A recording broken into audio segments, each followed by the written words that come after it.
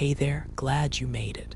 Whether you are winding down from a long day or just ignoring your ever-growing to-do list. Tonight, we are tackling a topic that might make your pillow feel a bit softer and your water from the tap a bit less heroic.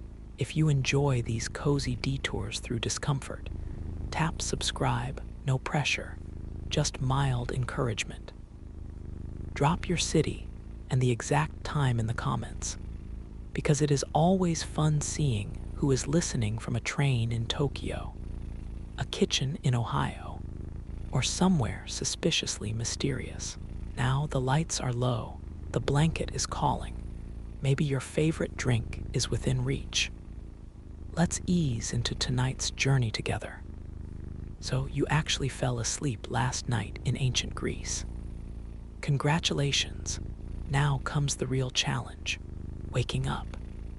There is no soothing alarm clock to ease you in, just the unwelcome mix of daybreak noises colliding outside your window, or more accurately, your open hole in a wall, since windows are mostly wishful thinking. Roosters scream as if competing for a medal, traders shout very enthusiastically about fish, and somewhere, a donkey seems personally offended by your existence. The first thing you notice is what you are lying on. It turns out the ancient Greek solution for a mattress is straw, with a sprinkle of lumps. There is a stiff, woven blanket, about as soft as last year's doormat, and absolutely no memory foam in sight. Your back tries to remember what comfort was, but the only thing for certain is that you will be upright in record time, just to escape the sheet's creative textures. You inhale deeply, expecting that fresh Mediterranean breeze you keep hearing about in travel ads. Instead, it is a blend of olive oil, smoke, and the all-too generous presence of people, goats, and yesterday's dinner. Every breath is a lesson in just how optimistic the phrase, sea air, can be. Even when you are only a short walk from the water, you are not alone, by the way. In this world, privacy is less of a right and more of a curious myth. If you are in a family home, a neighbor might already be standing in the street, making breakfast conversation through your doorway. Thin walls are a luxury. What you have is noise everywhere, all at once. And blackout curtains. You would have better luck hanging up your own daydreams. Sunlight pours in too early and too bright, blinding enough to make you long for your old, broken blinds. You try to squeeze your eyes shut for just 5 more minutes, but the chorus outside is merciless. No such thing as a snooze button here, unless you count pulling the blanket over your head and briefly debating your life choices. Ancient mornings are not gentle. If you slept wrong on, say, your entire body, the only remedy is standing up and pretending it does not hurt. Your joints pop and complain, your shoulders stage a small protest, and you remember how much you miss mattresses that do not smell faintly of sheep. You stretch, accidentally kick a clay pot, and try not to startle the family chicken still asleep in the corner. Breakfast will come later, and it is not coffee unless you call lukewarm barley water coffee, just to keep your spirits alive. But first, you stumble outside, blink in the sun, and realize the fun has only begun. Still, if you are lucky, there might be clean water nearby, a fact worth celebrating for a moment, even if you have to share it with every other early riser in the street. So here you are, wide awake, mildly confused, and missing the glorious gift of mornings spent in bed scrolling on your phone. Your day in ancient Greece has started, and there is no going back to sleep, no matter how inspirational your inner philosopher wants to be. Onward. Speaking of going onward, your next stop in ancient Greece is a place modern life has completely spoiled you for. The bathroom, if you can even call it that. Nature calls eventually, and you are left to face one of history's more humbling inventions, the chamber pot. If you wake before sunrise, you can use it with some privacy, drawing the curtain, which is really just a thin scrap of cloth pretending to be helpful.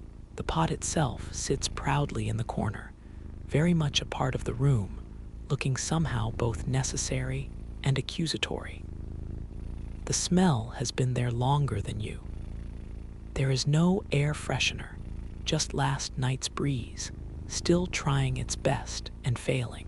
Congratulations. Your first task is navigating dignity while balancing over a wobbly clay pot, hoping your aim is true, and no one chooses this exact moment for small talk. There are plenty of awkward creaks and sloshes, not exactly the serene experience promised in a bathroom brochure. Easy to appreciate doors with locks and white noise machines when your entire family could walk by and comment on the technique. If it is later in the morning, maybe you decided to delay. Then it is time to make the walk to a public latrine instead. Imagine, for a moment, lining up with your neighbors for group participation in daily hygiene.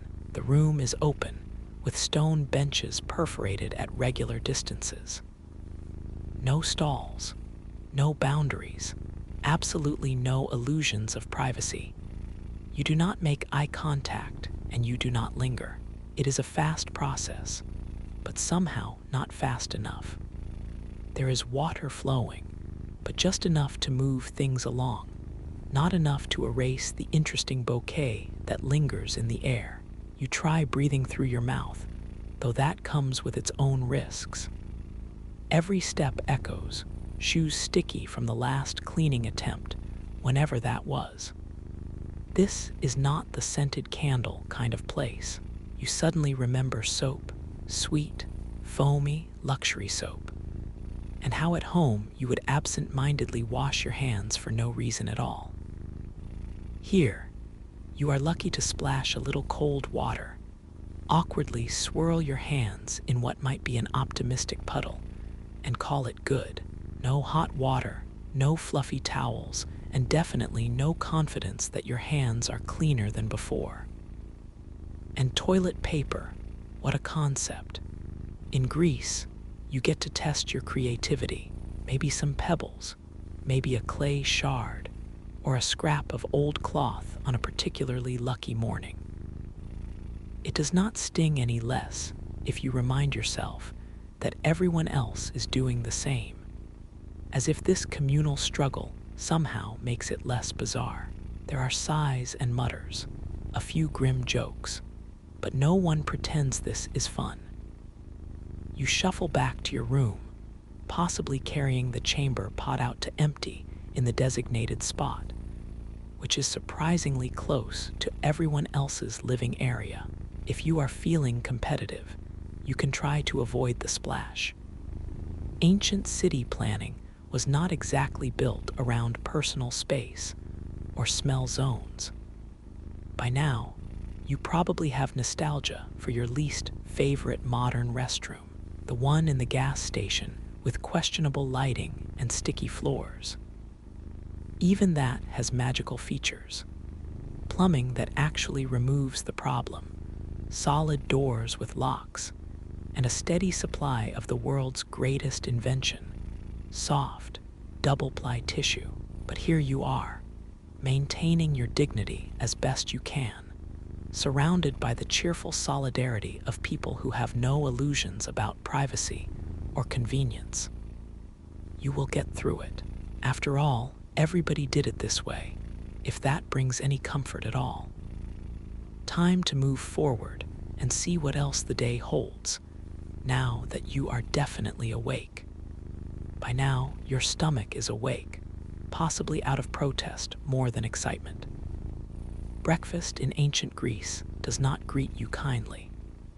There is no fresh coffee bubbling in a machine, definitely no golden pancakes stacked and syrup-drenched, and you will not find a single smoothie or flavored yogurt for miles. Instead, it is the ancient specialty, bread, if you can call this dense, gritty chunk bread at all. You break off a piece and chew slowly, because your jaw will need some encouragement. The bread demands respect, or at least careful attention to avoid chipping a tooth. Every bite is an exercise in patience. It does fill you up, mostly by convincing your body that chewing for this long is a proper workout.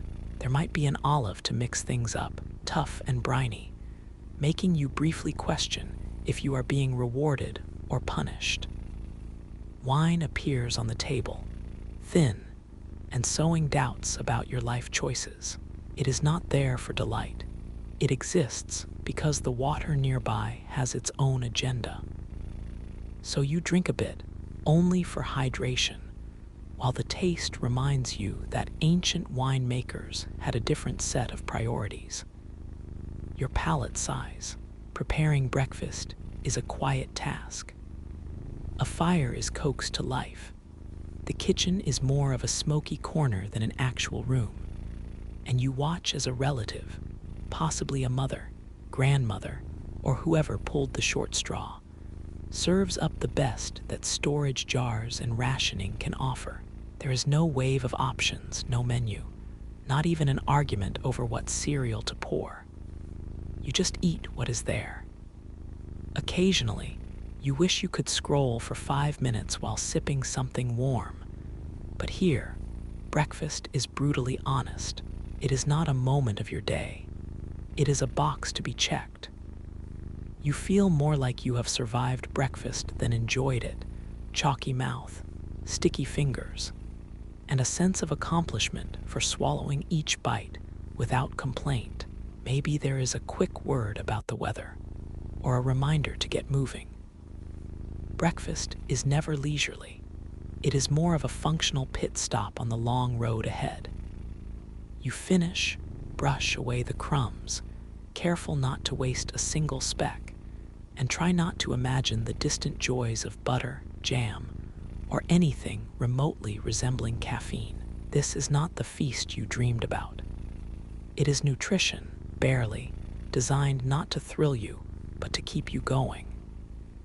You find yourself oddly nostalgic for the limp toast you used to complain about. But here, at least, breakfast leaves you with no decisions to make. Just the comforting certainty that tomorrow's meal will be exactly the same. With your jaw now fully warmed up and your expectations reshaped, you steel yourself for whatever challenge ancient Greece throws your way next. At least you know it likely will not be breakfast. Now comes that special part of your ancient Greek day when you get dressed, if you can really call this getting dressed. No drawer full of options, no favorite jeans, not even a sock debate. Instead, you are handed a slab of linen or wool, impossible to mistake for anything fitted. It is scratchy, stiff, and smells faintly like those goats that seem to feature in every aspect of your new lifestyle. You wrestle the fabric into a passable shape, looping it around your body as if you are wrapping leftovers. There are no seams, no clever tailoring, unless you count a safety pin or two. Except in this timeline, it is more of a large, threatening brooch. The fabric bunches exactly where you do not want it to, ignoring the concepts of style or comfort. Ancient Greeks called this a chiton or a peplos. You just call it stubborn. Making it work is a process. Try to create a neat fold, and it slouches off your shoulder. Pull it tighter, and suddenly you are trussed up in your own home like someone else's laundry. Nothing is elastic. Nothing wants to stay where you put it. There is an art to these wraps, some say, but you are not sure that art is within your reach before lunchtime. Time for sandals, if you are feeling fancy. The materials are just as forgiving as the clothing. slabs of leather strapped to your feet with stiff cords that give blisters and little else. Every step is either a squeak or a shuffle. Good luck making it down a rocky street, because arch support is as much a myth as the Minotaur. You probably find yourself longing for your old sneakers, slippers, or even the pleasure of simply being barefoot on carpet, which, of course, does not exist. Accessories, unless you count another draped rectangle, no. And as for personal hygiene, there is no deodorant here. Take a moment to mourn your favorite stick or spray, and prepare to get well acquainted with the natural scent of linen mixed with effort. Everyone else is in the same aromatic boat, though, so your best strategy is simply to ignore it. A sensation oddly similar to riding the subway during peak hours. You miss the humble comfort of a t-shirt, that soft certainty of breathable fabric and short sleeves. The closest you get here is adjusting your wrap so it chokes you a little less. Buttons have not graced this timeline yet, and zippers are an impossible dream. You notice clothing is either falling off or clinging for dear life, never just right. There is something impressive about how simple it all is. Simple, of course, meaning less is less. No labels, no brands, no choices to be overwhelmed by every morning. Just you and your battle with stubborn fabric, and maybe a hope that today you managed not to pin yourself to the couch. You step outside, dressed, sort of, ready to greet the world, and try not to think about the gentle friction developing between fabric and skin. By now, you understand why ancient statues look so calm. If you had to deal with a wardrobe this basic, standing still and pretending not to notice makes perfect sense. Onward you go, wrapped in linen, wrapped in confusion, possibly ready for the day. Now you step into the wider world, if you can call the maze of ancient Greek streets the world. The first thing that hits you is the air. It has a certain thickness, courtesy of the dry dust kicked up by every passing cart, goat, and slightly grumpier neighbor. The streets are narrow, uneven underfoot, and absolutely unapologetic about it. Every step leaves a streak of grit on your so-called sandals, and if you so much as yawn, you get a lovely mouthful of imported soil. You do your best to blend in as you dodge puddles, piles, and the occasional runaway chicken.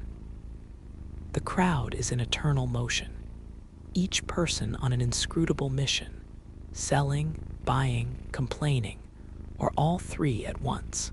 The marketplace is the real show. You hear vendors braying their prices at top volume, shouting above each other about fish, oil, or whatever questionable textile is up for grabs. The soundscape is boiling, clinking, shouting, animal bellows, and somewhere in the mix, a flute desperately trying to be heard. You catch the scent of fresh herbs briefly, before it is trampled by the nearby perfume of livestock and bodies. Modern transportation does not exist naturally. No ride-hailing apps, no bikes, not even the loyal sound of a car horn in the distance. If you want to go somewhere, you walk, and quickly realize you have been taking smooth sidewalks for granted. Your feet protest. Your sense of direction wavers, especially when all roads seem to circle the same noisy square. Somehow, you miss your Uber, your train, even that crowded bus you usually hate. Socially, things only get wobblier. If you happen to be male, you might manage to claim a space in the square, posture with the other citizens, or at least pretend you know what to do with your hands. If you are female or not a citizen, public space is much less friendly. The rules are silent but crushing, and everyone seems to know the cues except you. Gender divides everything, including how soon your presence is noticed or not. You try a friendly wave, the kind that would work at your local coffee shop. It earns you a blank stare or a suspicious glance. You ask a question and are met with either a lecture or, if you are unlucky, wild arm gestures intended to make you retreat. Even the children outpace you in street etiquette. The daily work is another flavor of relentless. If you are not at a stall hawking goods or shouting about fish, you are toting water, always uphill, never with a convenient jug, or running errands on behalf of someone much more important. The idea of a lunch break is laughable. Nobody hands you a snack just for turning up to work. If anything, getting work means you are less likely to run afoul of an annoyed neighbor or an overzealous supervisor. Idle hands here do not just waste time, they attract tasks. You try to match the rhythm of the place, but everyone seems fluent in a kind of social choreography that baffles you. The small talk is brisk, the transactions even brisker, and the preferred volume is just below what your ears would call a warning. You hesitate at a street corner, hoping not to be noticed, which guarantees that you will be. Group dynamics are king, and outsiders are labeled as soon as they stumble, sometimes literally, over an unruly pile of amphorae. Class and citizenship matter at every turn. Everyone checks your clothes, your accent, even the direction you are looking. Pretend all you want, your confusion is the biggest giveaway. Every moment is a little awkward, like you are at a party where you know neither the host nor the dress code, and the snacks are all olives. There is no hiding, no retreating behind headphones, or casting a lifeline to your phone. The only option is to keep going, blend as best you can, and trust that by dinner, at least someone will have mistaken you for knowing what you are doing. And beneath it all, the hum of the city never stops. Dust sticks to skin, backs ache, and the sun takes its time roasting everybody equally. So, you shuffle and cringe your way through ancient Greek life, missing your bus stop, your playlists, and even the silent company of strangers who ignore you back home. You are not blending in, not yet, but you are surviving, which in this world is really the only expectation. Here you are at midday, and your stomach is already holding a quiet grudge. Lunch in ancient Greece arrives not with excitement, but with almost mathematical certainty. It is what you have left, and it is not much. Bread, again, if you are lucky, it is not stale enough to double as a building material. A bit of olive paste, maybe a wrinkled piece of fruit, if the pantry gods are smiling. No utensils, just your best attempt at keeping your hands cleaner than the stone step you are sitting on, missing the invention of the paper napkin. Variety is more rumor than reality. You take a bite, hoping for flavor, and settle for edible. There is no sandwich artist in sight, no soup of the day, no hot lunch steaming in a to-go box, just you, the same bread, and a distant memory of craving for something exciting. Each swallow lands with a dull finality. At least you are not alone. Everyone else is chewing through lunch with the same steady resignation. Fullness is a moving target. You eat the last crumb, then wait for your brain to catch up, only to discover you could easily eat that entire meal again twice over. But this is it. There are no snacks hiding in desk drawers, no vending machines, and no reason to hope for more. Hunger just becomes background noise you carry with you, like the ancient version of elevator music. You look around for a seat, and reality laughs. There are no benches, no shady patios, not even a cracked cafe stool. You sit on stone or dirt or whatever surface seems least likely to tip over at the wrong moment. Meanwhile, your mind drifts to the memory of office chairs and functional backs. Even plastic cafeteria seating is starting to sound like pure luxury. And the heat, the only thing more reliable than bread, is the relentless sun. It is not just hot, it is full body, no escape, clothes-sticking heat.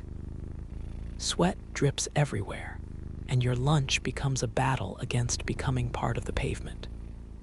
You would pay someone good money for a hint of air conditioning, or even a breeze that does not come straight from the mouth of an oven.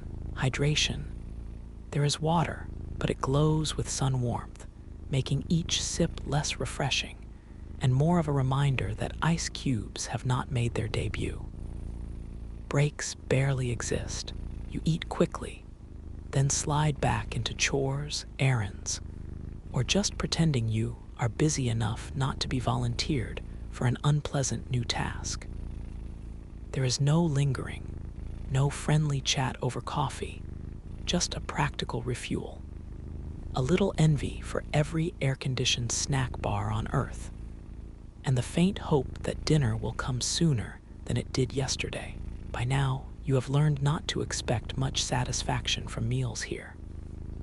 Lunch is something you survive, chewing with purpose, sitting on whatever is present, and watching the sky roast everyone equally.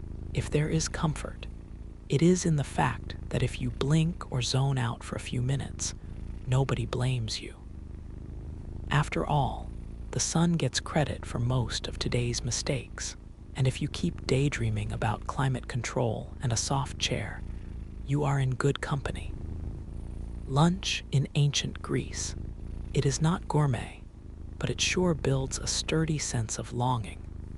By this point, your body is issuing polite complaints, maybe a sore foot from the constant chore of walking, or a sunburn that crept up before you remembered what shade even looks like. Maybe your stomach is sending ambiguous messages after its third straight course of bread and olives. Or perhaps your skin is developing that uniquely ancient combination of dust, sweat, and creative grime. Welcome to Healthcare, Ancient Greece Edition. If you are brave or desperate, you might inquire about a healer. The clinic, such as it is basically a house with more jars than sense. You enter, and the atmosphere does not exactly inspire confidence.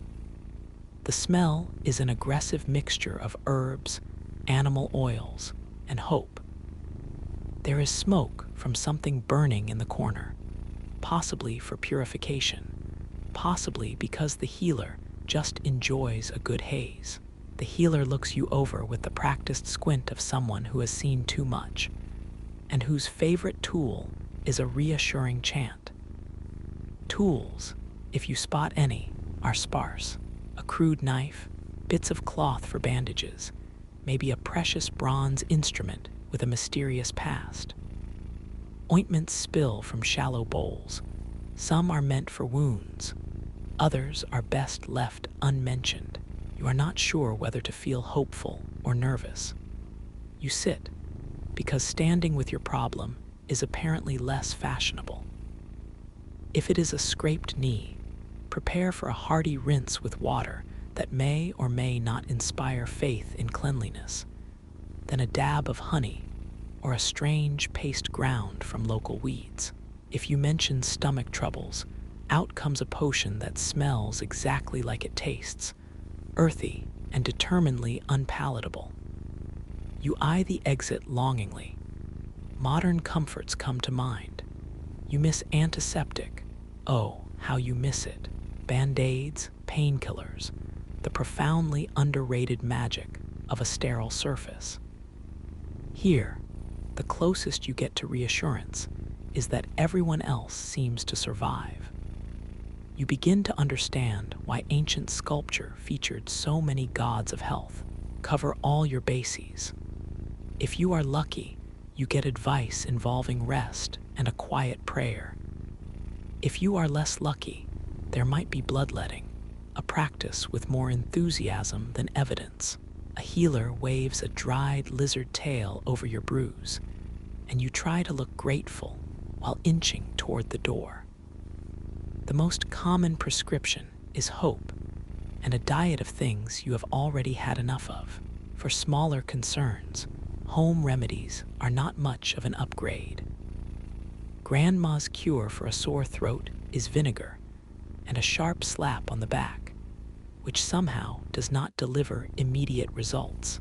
Even basic hygiene means a cold rinse with runoff water, a rough cloth, and a fast lesson in what personal care feels like without soaps or shampoos.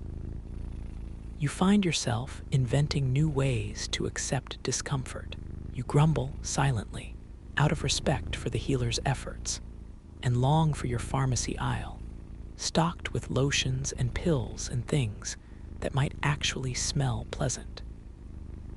Absolutely nobody here hands you a lollipop for bravery. Instead, you walk away with a new story and maybe a fresh layer of herbal paste that attracts every stray insect in the district. You survive, barely. Not much of a diagnosis, but it will do for another day. With aches unsolved and new itches to contemplate, you return to the sunlight with empathy for every ancient who made it past childhood.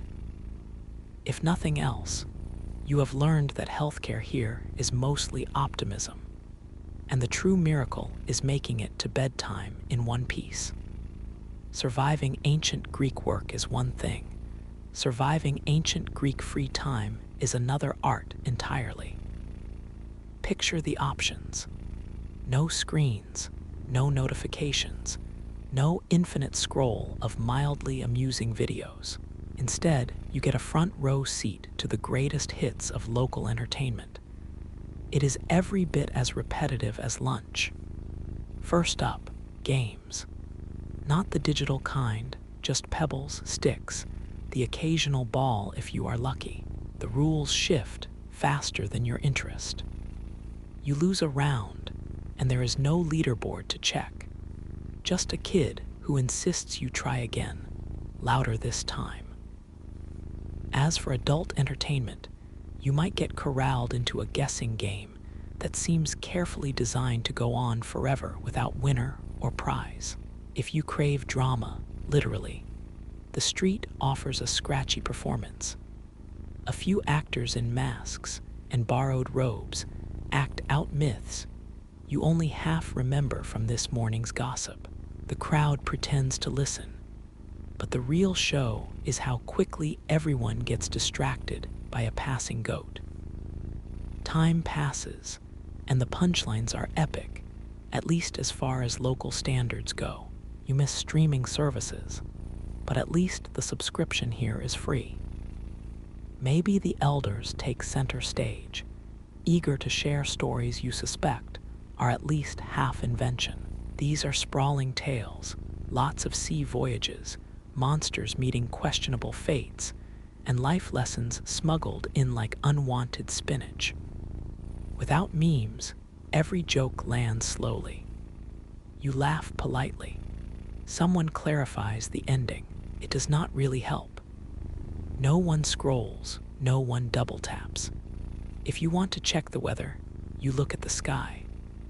Social interaction is less about clever emojis and more about maintaining eye contact while someone critiques your posture.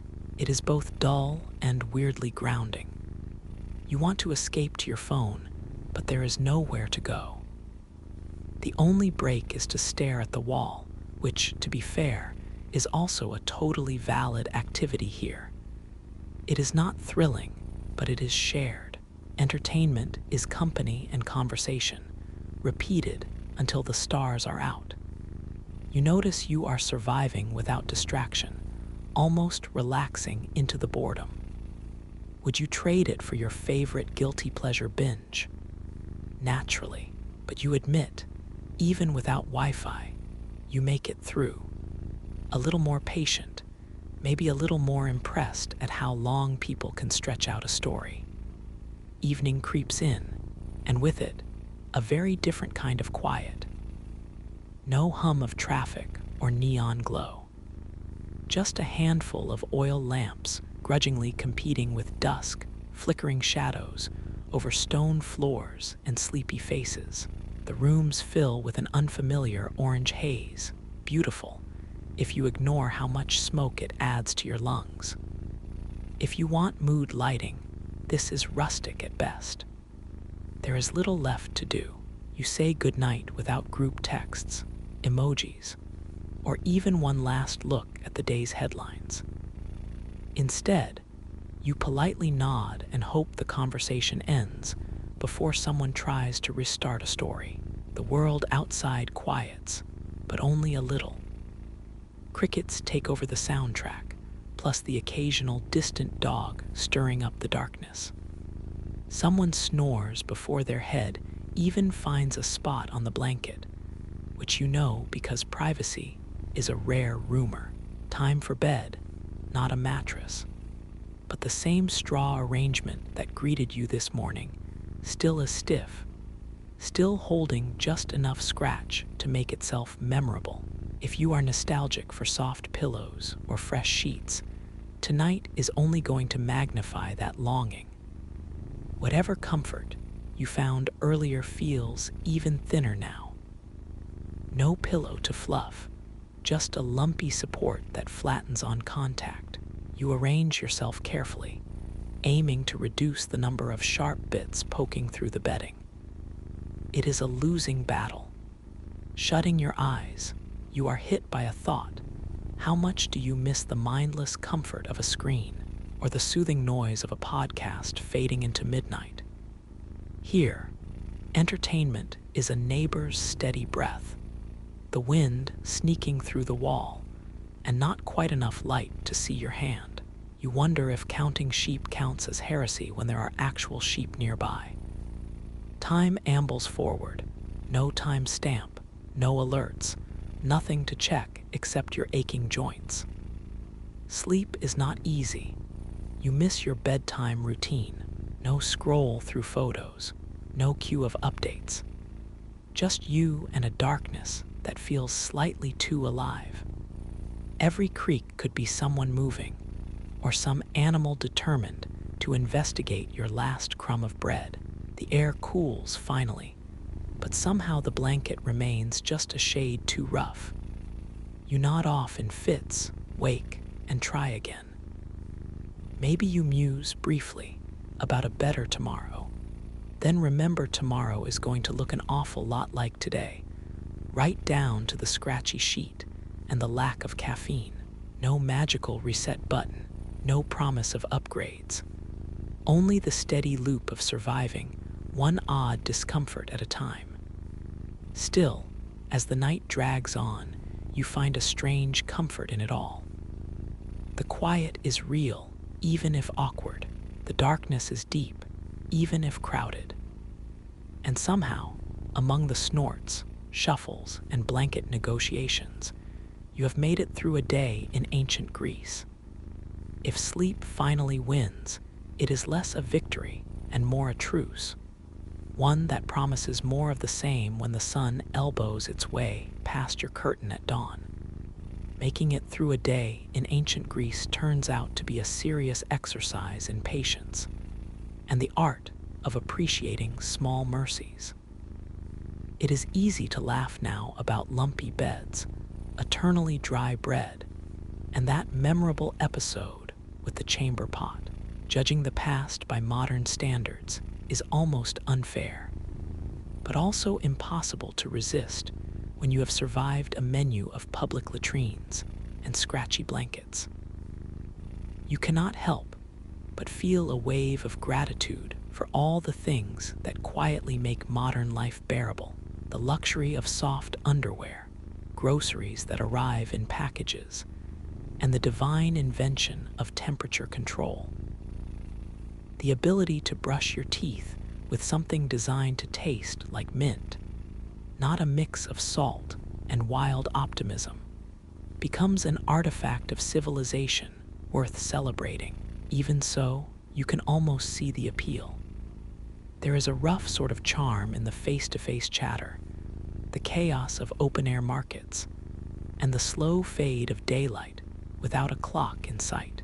Still, let no one pretend a day without running water or Wi-Fi is a vacation.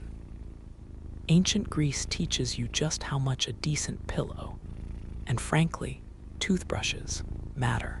It is nice to imagine you would thrive anywhere, but honestly, gratitude for the basics might be the most honest lesson. All this time later, it is comforting to know that people then, just like now, wanted a little more comfort, a little less struggle. Sometimes, the greatest luxury is simply having the chance to miss the things you take for granted. For that, there is plenty to be thankful for, goats, sandals, and all.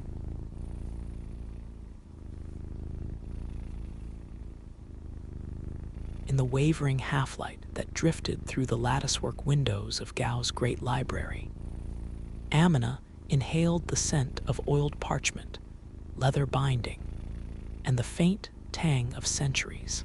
The vast chamber, cooled by stone and memory, shivered with the faint murmur of scholars at their ink-stained desks, their pens moving steadily over history's skin. Though sunblaze glimmered beyond the lintel, casting gay on children's laughter and herders' calls across the streets, the core of Amina's world resided here, within these rows upon rows of scrolls and bound codices, the collected wisdom of Songhai, a river of thought traced through careful hands. At the heart of the hall, beneath carved wooden beams blackened by the years, she sat in her customary place, a low stool by the central plinth, a folio cracked open between her palms. With each page turned, she felt the empire's centuries tremble beneath her fingertips. Law and medicine, lineage and prophecy, the registers of kings, and the intricate maps of far-off scholars. Sometimes, her mind wandered to the ancient caravans that once spilled into these very rooms, camel-laden with gold, salt, and manuscripts bought from the edge of the desert. She saw again her father unwrapping bundles of Songhai poetry from Moroccan merchants, proud of his birthright as the library's keeper, weighing wisdom against treasure. Now, she shouldered this legacy, even as storm clouds gathered unseen. Today, though, the air throbbed with a heaviness that the perfumed incense could not mask. Distant, irregular sounds filtered through the stones, drums perhaps, or something stranger, the unseen but persistent trembling of the outer world. Amina's mentor, silver-bearded Idris, hushed his clack of young scribes, eyes narrowed towards the window slat where light flickered like candle flame on the wall. Beyond the city, the Niger's slow bend glimmered, a silver snake, and with the river's curve arrived rumors, foreign riders sighted near the border, old rivals restless, imperial messengers gone silent along the road to Timbuktu. Yet, worse than the threat from without was the rot within. Factions in council spat accusations, and the foundations of peace that had fed this hive of learning felt thin as the paper mulberry's bark. Amina pressed her palm to the margin of a genealogy scroll, felt her own pulse racing with ancient names. Each syllable was an inheritance, fragile and vital. Was she to become only a scribe, meticulously copying the past as the future unraveled? She longed for the certainty that knowledge endures, that written truth could outlive the ambitions of men. And yet, even now, she could not silence the echo of uncertainty that resonated off the stone walls. Whispers rustled like dry leaves behind her. The Empire's greatest days had slipped quietly into legend, and the present clung precariously to the remnants of its own glory. A procession of counselors arrived at noon, their footsteps urgent, softly shod, yet heavy with import. As they consulted hushedly by the main doors, Amina studied their faces, reading exhaustion in the pouches beneath their eyes, pride creased by recent strain. The chief among them, a woman named Yasmina with a voice of riverbed gravel, caught Amina's gaze and held it, as if probing the substance of the younger woman's resolve. In that quiet moment, Amina understood even the keepers of knowledge were being measured.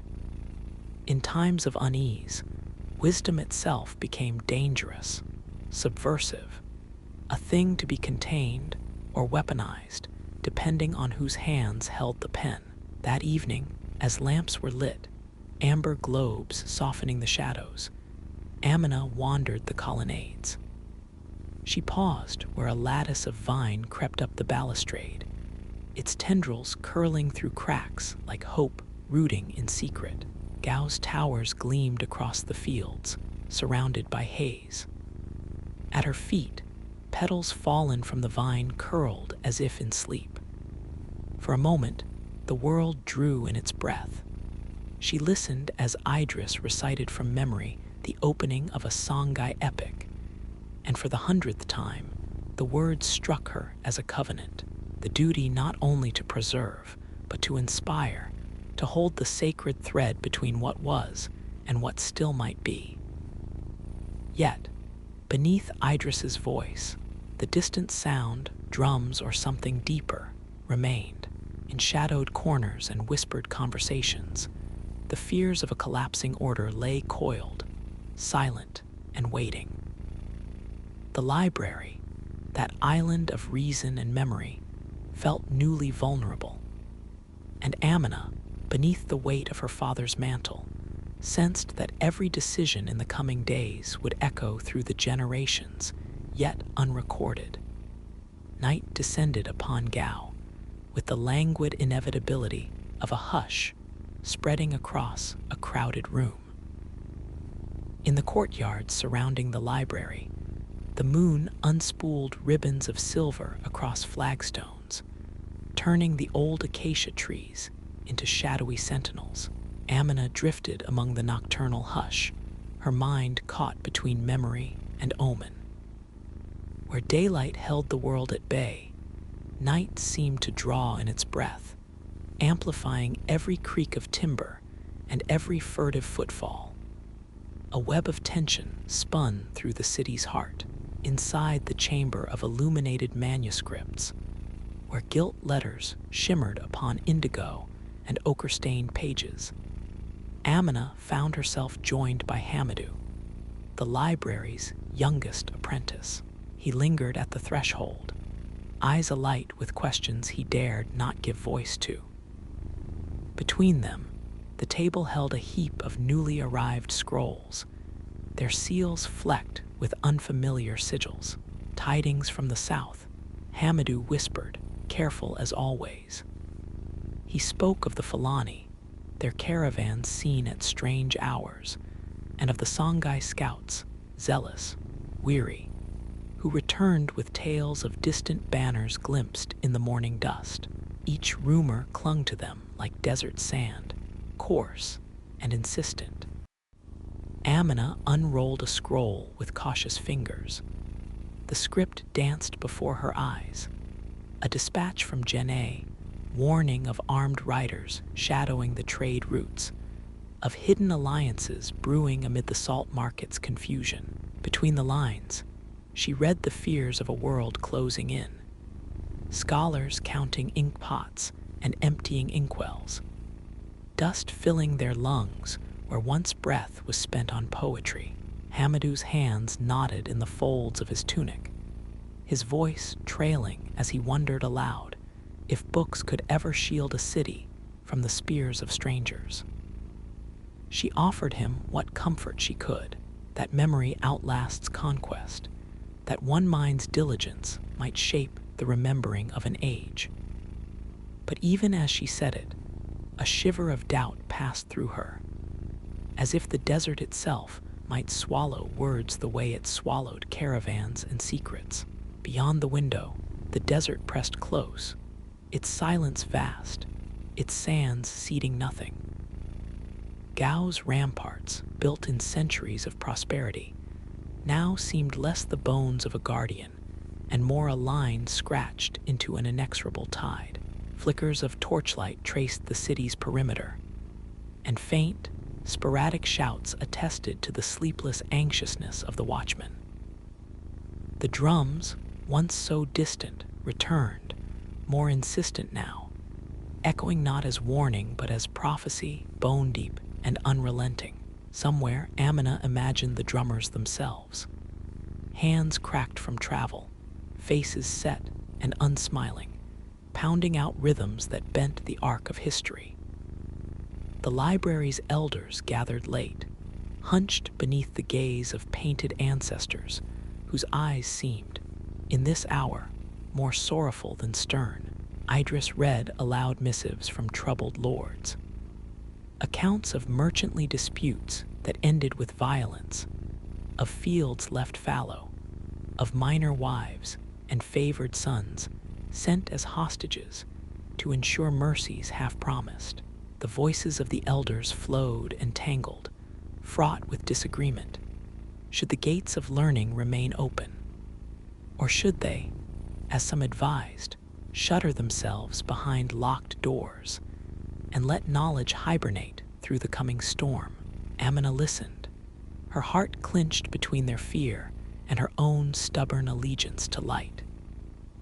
In a lull, her thoughts returned to her father's stories, to the library's founding, when clerics and traders pooled riches to collect the knowledge of distant lands, maps inscribed by Andalusian geographers, medicines translated from the Greek, poems breathing in the desert's own cadence.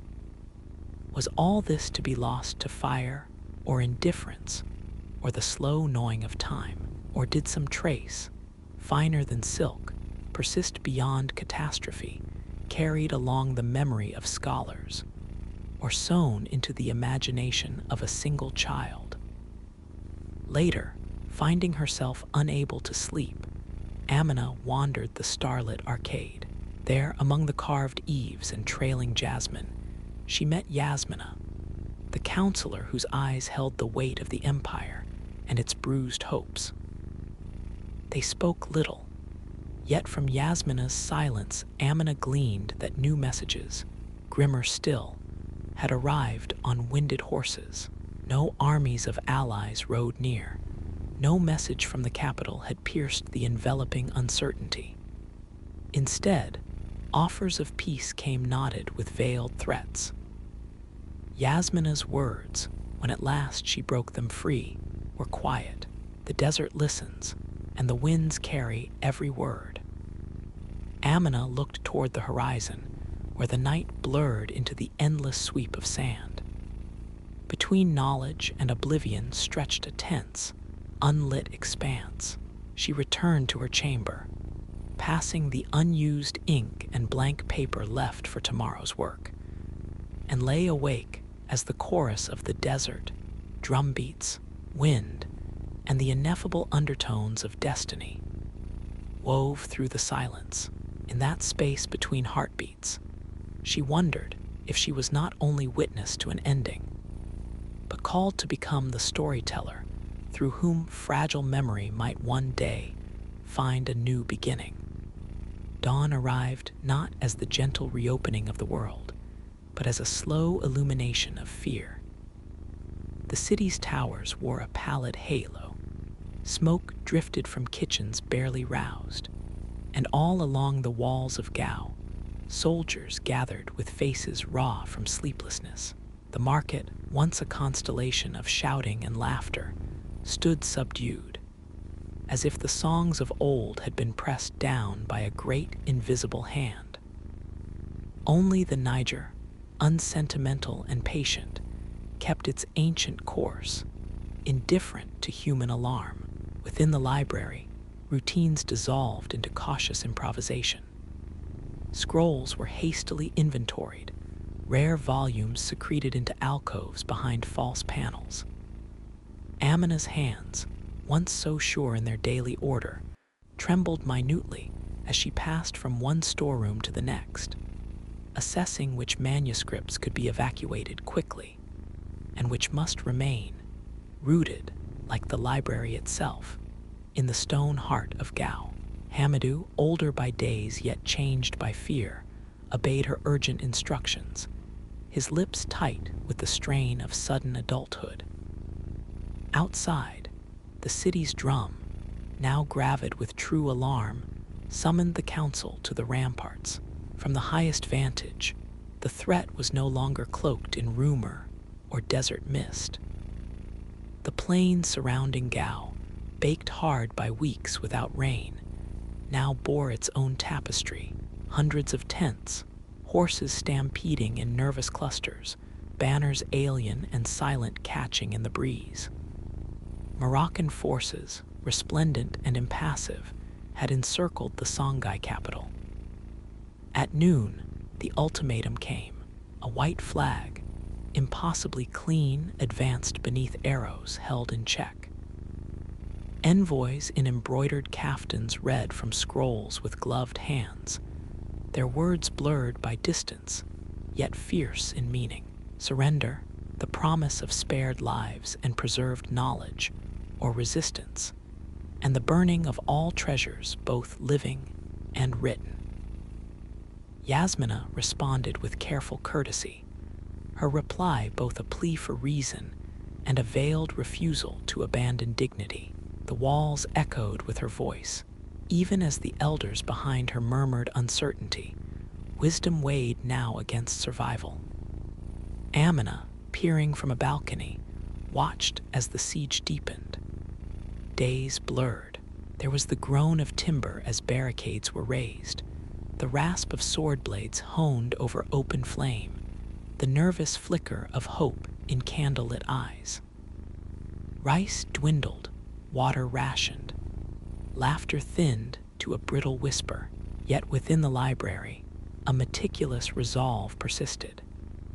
Some scribes copied critical texts onto smaller slips, light enough to be hidden in sleeves, or woven into traders' bundles. Idris, grim now in a way she had never seen, led secret councils beneath vaulted alcoves, debating the fate of knowledge more than of stone or gold. Occasionally, the besiegers pounded the walls with shouts and assault, but Gao's defenders, townsfolk and scholars alike, answered not always with violence, but often with song, an invocation, a chant of lineage, a chorus that resonated through the courtyards, defiant as the last spark in a dying fire. These fugitive refrains startled even Amina, her heart drawing courage from their ragged melody, learning that memory survives best when braided with the living breath of the community. Nights grew colder. Smoke from burning gardens drifted over the rooftops, a reminder of fields sacrificed to deny invaders. Amina slept little, instead etching maps into her mind's eye, tracing escape routes beneath the library's foundations, or dreaming of routes for precious documents to slip unseen from besieged hands to freedom. She found moments to listen through the chill and hunger to Idris's tired counsel. That sometimes, in the fiercest times, the duty of the keeper was not preservation alone, but discernment, choosing not merely what to save, but why. On the 10th night, with the city's lanterns burning low and the moon a wan guardian, a breach came at one of the lesser gates.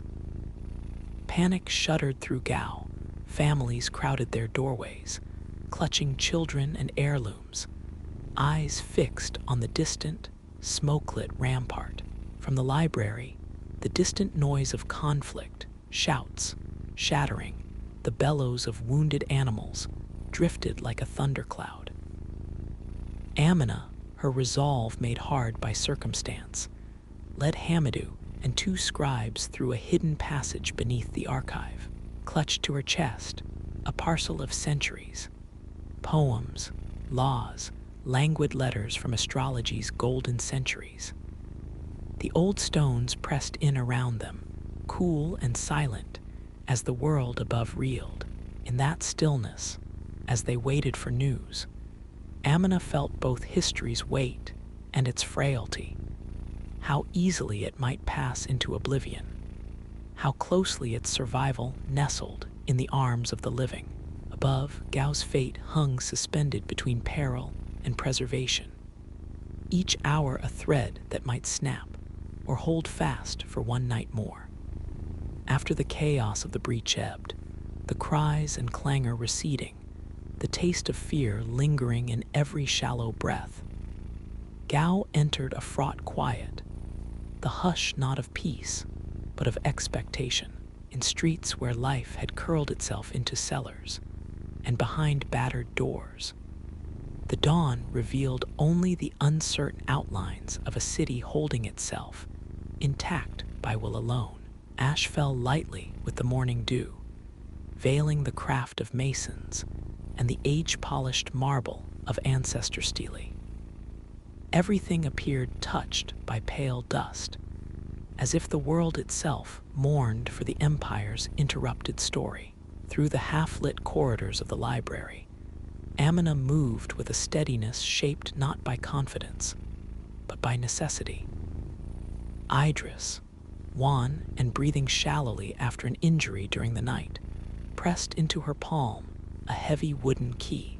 His voice, stretched thin, spoke only once.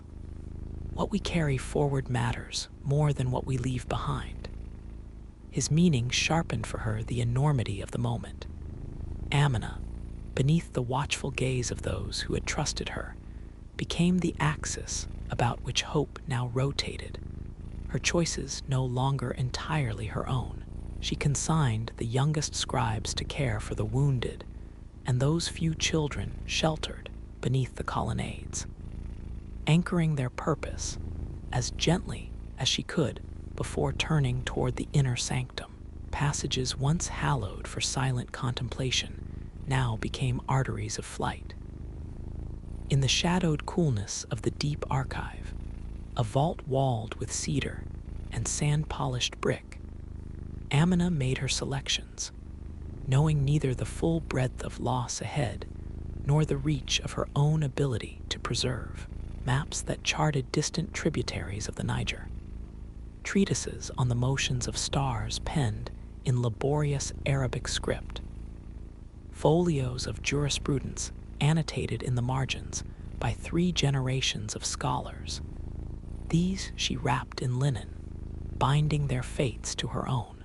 She left untouched the books that would not fit in the small satchel, but for each she laid a hand upon the cover, a silent recognition that its survival would become the charge of destiny rather than stewardship. Movement from above, the muffled cadence of foreign boots, methodical and patient, forced urgency upon every gesture. The siege had ended, but the occupation had begun. The conquerors advanced through the lanes with a deliberate, almost dispassionate thoroughness, cataloging the city's splendor, as if repacking a merchant's chest.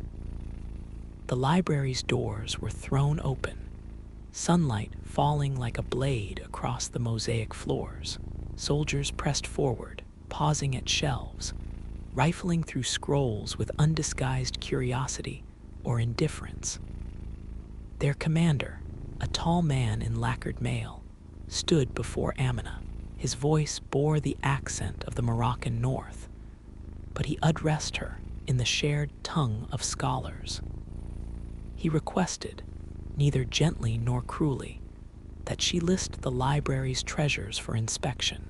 In refusing to betray the location of what she had hidden, Amina wrapped herself in the guise of keeper.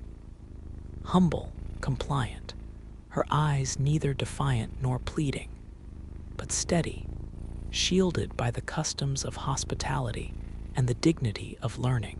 For days, though time blurred amid worry and fatigue, she navigated this liminal state. Some texts were inevitably seized, carried away as curiosities or as prizes of conquest. Some, with careful negotiation and appeals to scholarly honor, she managed to persuade the invaders to leave untouched. Word spread that the conquerors, own masters in distant Marrakesh, prized learned men and women, favored conversations with sages, that perhaps books might earn more than mere loot status. Even so, Amina knew better. Victors' curiosity was changeable, their mercy finite.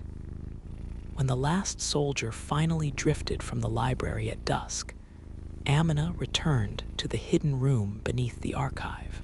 There, by the guttering flame of a single lamp, she summoned those she most trusted, the battered and the steadfast, the silent and the studious. Each received a manuscript or map to safeguard, a fragment of memory to be secreted away in baskets of grain, beneath woven mats, or, for those daring enough, sewn into the linings of their traveling robes. She spoke little. In that low chamber, the silence hung heavier than any decree, binding them all with the wordless compact of survivors. On an evening heavy with desert wind, Amina slipped through a postern gate into the outskirts, a satchel anchored to her back, and her heart hammering with the ache of leaving. Gao was not yet lost, but it was changed. Its arenas of debate reduced to rumors, its avenues to routes of patrol. She passed familiar corners wearing new shadows, the faces she met echoing the same blend of caution and endurance. Still above the city, the moon hung witness, a silent, unjudging luminance. At the marshy edge of the Niger, she drew breath and let her own grief mingle with the river's currents, her identity no longer solely that of keeper, but now fugitive and herald, a living breath between what Songhai had been and what might, still unseen, make its way beyond the empire's shrouded borders. So, as night deepened and a scattering of stars offered their muted benediction, Amina stepped beyond the veil of her city's familiar outlines. The shape of her world narrowed to the weight of words held safe, and widened, strangely, into the unbounded uncertainty ahead. The road westward unwound in a hush neither mournful nor expectant, but dense with the reverberations of what had gone before. The familiar sounds of Gao, the layered voices, hammering tools, protracted arguments in shaded courtyards, faded behind Amina with each measured step. What replaced them was the soft grind of her sandals against ochre earth, the restless breath of the wind plucking at her sleeves, and overhead, the occasional flight of desert birds sketched upon a sky that appeared boundless, indifferent, and new. Each morning, the wide lands stretched ahead, parched grass sparsely interrupted by thorn acacia, the blue-green slash of the Niger approaching, then dropping away again behind scrub and dune. She moved through the threshold places, village outskirts just waking to market, abandoned shrines, the smudge of distant outposts where travelers gathered by nightfall fires. Always, her satchel, grown heavier with each mile, reminded her of the burden she carried. Not only words, but the unspoken weight of those for whom she now bore witness. At points, Amina paused in the company of strangers, sharing bread and inscrutable glances, speaking little but listening avidly. Wisdom, she came to perceive, did not solely reside in libraries. It drifted in the music woven by hunters at dusk, or in proverbs muttered by mothers as they combed grit from their children's hair. Rumor, too, moved swiftly, sometimes ahead of her, sometimes only catching up. There were whispers in caravanserais, and under the laurel boughs at Wells, Gao had fallen. A woman scholar had vanished with the city's greatest secrets. Soldiers from far-off Morocco would not linger long, but had left the sacred halls of learning changed, if not empty. Some who had survived the occupation appeared like shadows along the trails, sudden reunions by firelight, stories exchanged in sidelong sentences. To each, Amina offered what truths she could, her hope flickering as she witnessed how memory reshaped itself in the telling. A loyal child became a legendary guardian. The library, a fortress wreathed in unwavering flame. She learned that Exodus itself created myth, that what escaped the conqueror's hand might yet be lost to the comfort of distortion. Yet, the private tasks of her journey compelled her onward. On cool mornings, beneath canopies of leaves trembling in the earliest breeze, she unraveled a corner of parchment to record encounters. A healer in a birthing hut who knew remedies not inscribed in any treatise. A shepherd whose star lore expanded the constellations beyond Arabic calculation. She collected details as a bee gathers pollen. Gestures, names, the flavor of local water, the pattern of an elder's song when recounting ancestors. Each scrap became a thread stitched into a broader tapestry, less for the sake of preservation than for renewal, the weaving of past and present into something supple enough to endure. Occasionally, loneliness pressed upon her, a tidal weight tempered only by the landscape's vastness. There was solace in watching lion-colored dust spiral over footprints swiftly erased. She found camaraderie, too, in the letters she sometimes composed to those left behind, addressed only to memory itself. "Tonight I shelter under sky split with distant lightning," she wrote by moonlight, her knuckles stained with ink. "I remember the scent of cedar in the deep archive, the cadence of Idris's voice. I bear you with me. History is never only ink on skin, but the pulse between thought and tongue." One dusk, with the Niger at her back, Amina reached the settlement of Kabara. The river's edge here hosted a flotilla of traders' skiffs, their hulls scuffed by journeys north and south. A festival animated the square. Dancers swirled, cymbals rang, and for a time, the haze of recent sorrow loosened its grip. Amina listened to griots recount the latest passages of empire, their tales leaping from disaster into hope, each retelling seeded with the wisdom that loss requires new beginnings. She watched children learning the rhythms of old verses, unself-consciously mispronouncing lines, and felt a cautious peace. Though epics splintered, something wound forward still, linking present to vanished grandeur. As night fell, she entrusted a sliver of manuscript, a page dense with Songhai genealogy, a living chain of names, to a merchant bound upriver. Others received scraps encoded with medicinal knowledge or letters of law. Sometimes her hand shook with uncertainty. Might these fragments be lost, or misread, or simply forgotten? But each act of dispersal felt necessary, not as sacrifice, but as a quiet assertion that no power, however vast, could wholly dam the flow of memory. The library of Gao had splintered into a diaspora of minds and voices, its legacy carried in sacks, in hearts, in the disciplined silence of refugees, and the bright laughter of children who had never seen its gilded doors. In the echo of the sand, Amina heard the truth she had sought so many nights.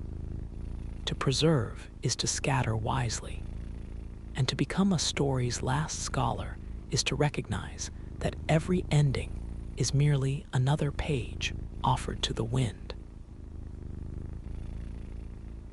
The sun hung low above the valley, its pale disk diffusing through a gauze of distant clouds. Below, the land stretched out in gentle undulations, a vast, trembling sea of grass punctuated by coarse outcroppings of stone, where ancient herds haunted the memory of Earth. Here, in a place where the wind itself seemed to carry stories, Nara knelt beside her grandmother Akemen, the last matriarch in a long line of throat singers. There was no village in sight, only the clustering of felt yurts nestled beside the slow, deliberate bend of the Curvescroll River. The air thrummed with invisible presences.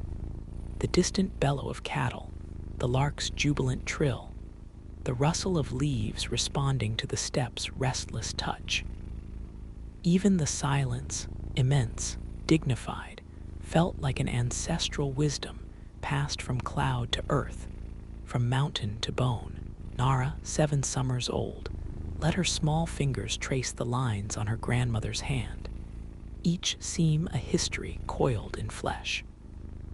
Akemen's voice, weathered by decades of song and wind, rose not as words, but as vibrations, a deep undertone that shivered along the marrow. She began, her lips barely parted, her throat forming a shape both familiar and unearthly. The sound was a thing alive, a double voice, high and low, woven together like strands of horsehair in an old Tuvan fiddle. "Listen, child," Akemen murmured between harmonics. "This is the river's song. To make it, you must forget yourself. You become the air, the sky, the hoofbeat echoing across time." Nara felt the instructions settle inside her. She inhaled, tasting the coolness tinged with juniper and the faint tang of sheep dung, and tried to empty her chest of fear. Her own attempt was thin, creaking, evaporating before it found form. Her grandmother did not chastise her, but closed her eyes, letting another tone soar outward, this one layered with a thread of silver, an overtone trembling just above silence. Trying again, Nara let her voice follow the current, her gaze fixed on the shifting tapestry of cloud shadows. This time a note emerged, uneven but seeded with resonance. Akemen smiled, revealing gaps between her teeth, more shadows than ivory. "Good, it will come. You do not bend the song to you, you follow where it leads." The day's passage was measured in the arc of breath and the waxing of wind. 2 hawks circled overhead in different watchers. Below, the world of grown men, the world of politics, commerce, distant cities, existed only as rumor. Yet even in this sanctuary, changes stole in on the heels of travelers, men from the provincial capital, their language half Russian and their boots caked with foreign mud. They brought with them radios heavy as bricks, pamphlets stamped with the hammer and sickle, and promises of progress spoken with impatient smiles. Akemen spat in the dirt when one of these men passed their camp. "They say we must send our children to the city. They say there will be bread and work that does not break the bones, but they speak as if we have nothing here." Nara watched, silent, not fully understanding, but sensing the undercurrent of loss braided into her grandmother's words. Later, under the open mouth of the yurt, Akemen sang to the ancestors, songs layered in myth and memory, each melody a thread in the tapestry of the steppe. The child's dreams, as sleep overtook her, twined with these harmonies. The whistle of wind through grass, the guttural resonance of oxen, her own voice rising into a dome of blue where earth meets the heavens. Outside, the steppe glittered subtly beneath the first faint stars, an endless amphitheater awaiting both the old ways and the shadows of a changing world. A world creeping ever closer, patient and implacable as the dawn. The valley greeted each day not with bustle, but with ceremony, a measured greeting of the world with milk offerings poured for the spirits beneath the ground. Yet, with the passing moons, invisible seams in the fabric of life began to reveal themselves. The air, once heavy only with the scent of wood smoke and wool, started to carry new traces. The acrid bite of kerosene, the metallic tang left behind by trucks that carved faint scars across the hills. The elders, who mapped the land's spirit with wrinkled palms, called meetings beside sowing fires, and argued in hushes that traveled easily between thin yurt walls. Nara, now lengthened by another year's hunger and growth, felt the air growing taut with questions. She walked the banks of the Curvescroll River, her shadow trailing in early morning like another, older self. Sometimes she pressed her ear to the ground, as Akhemen taught her, to sense what approached. It was not hoofbeats, those old, familiar drums, but a rumble deeper and wider, a distant tide of something nobody could name and few dared to resist. In the yurt, paper notices found their way to the table. One day, her father unrolled a large sheet, its red symbols bold and unmistakable, declaring the formation of a new collective. The words tumbled about communal farming, labor quotas, the glory of joining the future. For Akhemen, a shake of the head sufficed for commentary. But small Nara read the tightness in her mother's hands as she kneaded dough, the unspoken tension lingering between breaths. There were visitors too, officials with faces set in purposeful stone. They questioned, listened little, and when leaving, stuffed their government hats with small trinkets bought from the women. A felt pouch, a carved bone pendant. One proved curious about Nara, whose voice, even when unpracticed, rang with the distinctive double timbre that set elders murmuring with approval and unease alike. The official asked her to sing. She did, though her gaze never left Akhemen, seeking silent sanction. The notes she conjured then felt brittle, suspended in the tent like dried herbs left too long without sun. Evening banquets, once organic gatherings of neighbors sharing fermented mare's milk beneath the thrum of stringed instruments, grew more formal, laced with speeches in Russian and toasts to invisible leaders in distant capitals. Children in faded cotton smocks learned new songs in new tongues, marches and anthems with little room for river or wind. School, when it finally arrived in the valley, was a single room painted white, bearing a portrait of a leader whose eyes, inscrutable and flat, watched all that unfolded within. Yet the old voices persisted. Akhemen gathered Nara beneath the pollarded willow, where stones warmed their bodies before the evening chill. From this vantage, the lines of the mountains appeared to pulse with sunset, the horizon thickened by smoke and possibility. The grandmother's legs trembled, but her voice remained inexorable, an echo of all that preceded them. Each lesson unfolded as ritual, posture, breath, the patience to wait for the right wind. They sang not only to honor ancestors, but to preserve a delicate thread of self in a world erasing borders without asking. Nara's own voice developed, no longer fragile but dense, rich with intention. Sometimes the valley responded, a marmot's distant whistle, the flocks answering low. In these exchanges, she sensed her place in a lineage wider than family, spun into every blade of grass and melody. Yet the next morning, her mother smoothed Nara's hair flat with water, wrapped her in regulation clothing, and pressed her to go. At the door, Akhemen's hand lingered on the child's shoulder in goodbye, neither a blessing nor a farewell, but a silent transfer of hope and defiance.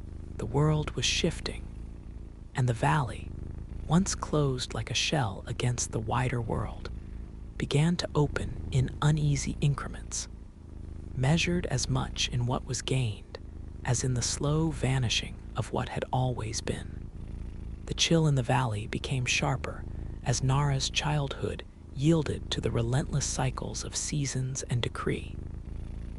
In these years, life itself was compelled to become something finer, thinner, bent into contours drawn not by her people's memory, but by distant ministries and the logic of progress.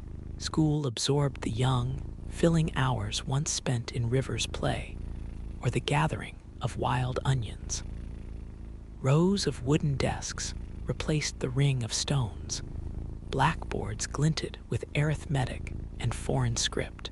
Outside, elders murmured of vanished neighbors, families who vanished one winter on the rumor of reward, somewhere far to the west. Nara's lessons now happened beneath the watchful portraits of party heroes. Old laughter, urgent and unschooled, faded into whispers that clung to the corners of cold classrooms. In these new rule-bound days, throat singing was not forbidden outright, but rendered inaudible by neglect. At assemblies, students were taught to sing the hymns of Soviet comradeship, their harmonic lines flattened beneath the requirements of order. Only during long, unsupervised walks home did Nara dare to recall the river song or the wolf's trembling growl, spiraling her voice in harmony with the sigh of pale wind. The song was no longer praise, nor even rebellion, but a kind of sustenance, what remained when everything else was taken or cleansed away. Achemon's health wilted under time's gaze.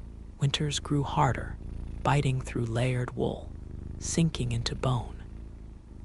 There were fewer gatherings beneath the willows. The stories once shared as dusk's inheritance became mutters exchanged over rationed loaves and meager tea. Yet one reluctant spring, Nara found herself called home not by her parents, but by silence, the absence of her grandmother's daily song. When she entered the yurt, cool as untouched stone, she realized the voice that tethered her to the past was gone. Achemon's death was accepted in the manner of all things natural and inevitable. Yet, for Nara, the world's tuning had shifted. The harmonics unbraided, the old warmth dispersed into distance. The rituals of farewell took place quietly. At dawn, Nara knit together the guttural, humming tones she remembered, layering voice upon memory until her throat burned with cold and loss. She sang alone, no longer a student but an inheritor, song as requiem as bridge, as the last line of a language nearly erased. The air, motionless and raw, seemed to listen and bear the burden with her. Without Achemon, the path forward grew unclear. Her parents urged participation, Komsomol meetings, the competitions in polytechnic arts, the rehearsed speeches about unity and 5-year plans. At the edges of these new routines, Nara noticed others who carried a similar quiet. Old men who no longer played the 2-string idjil, women whose festival dresses remained packed away, children who scribbled secret melodies into the margins of Soviet textbooks. Their silence was not the absence of tradition, but its guarded survival. It was during a state festival in the regional center that Nara discovered her isolation was less complete than she'd assumed. The auditorium, heavy with ceremonial velvet and electric anticipation, was filled with the orchestrated voices of youth, marches, odes, carefully orchestrated dances. But in the quiet between performances, she heard a fleeting sound, a deep, resonant hum so fleeting it might have been only the wind. She sought out its source, a boy from another valley, whose eyes glimmered with the shared understanding of the old style. They did not dare to meet openly, but a camaraderie took root, fragile as frost. Every so often, in the shelter of night or in empty corridors, a dozen voices would converge in uneasy harmony, young Tuvans threading their ancient artistry through the cracks of official silence. From these gatherings, unadvertised and uncelebrated, the idea of a silent choir grew. Nara became its heart, her voice, trained in secrecy and loss, guiding the collective through complicated patterns of song remembered from childhood. Music became their resistance not in defiance, but in persistence, a language murmured in the bones, relayed in glances and guarded gestures. Together, they guarded the fragments left behind, each breath an invocation, each echo a promise not yet broken. Change arrived less as a specter than as a subtle pressure pressing at the margins, testing the boundaries of what song could survive. In the years following Akhem's death, Nara moved through adulthood with the quiet step of one carrying campfire embers across hostile terrain. Soviet banners unfurled ever larger, their slogans painted in languages both native and imposed, promising equality amidst devotion to a single, orderly purpose. Yet beneath the official pageantry, something else began to swell, a resonance drawn from memory and longing, resistant to translation or erasure. Nara's daily life mirrored that of her peers, assigned to shift work at the state dairy, rising before dawn wrapped in the woolen uniform of the modern citizen. Her labor passed with the measured choreography demanded by collective life, milking lines, ledger-keeping, the long hush of bureaucratic rituals. Yet as evening deepened over the barracks and field stations, she sought her way to the fringes of the known, a stand of black birch, a shallow mound overlooking the sprawl of the valley lights. It was here, beyond the reach of radio towers and administrative eavesdropping, that her voice reclaimed its multiple threads. She no longer needed an audience. Sometimes, a fox would slip among the shadows, or a lean dog would curl beside her knees, their presence unjudging as she drew out overtone and drone, layering song into the indigo dusk. The melodies were not always those of her grandmother. They were shaped by exile, adapted from faded recollections, stitched together through glimpses of other lost faces. These private sessions became rehearsal for something larger, an awakening sense that even a single voice, thick with ancestry, could stir the stillness imposed by years of silence. Meanwhile, whispers circulated among the young, a rumor that in the far reaches of the Republic, ethnography teams from Moscow had begun to record local music, searching for the picturesque within the provincial, documenting remnants before they disappeared under the rails of modernization. Some saw opportunity in this attention. Others retreated further, mistrustful of the new gaze. Nara felt the tension keenly. Was their song to be a museum piece, a curiosity for the archives, or could it yet belong to living hearts? At the periphery of a festival coerced by official order, Nara and her secret choir assembled beneath a battered pavilion, its boards buckled by wind and age.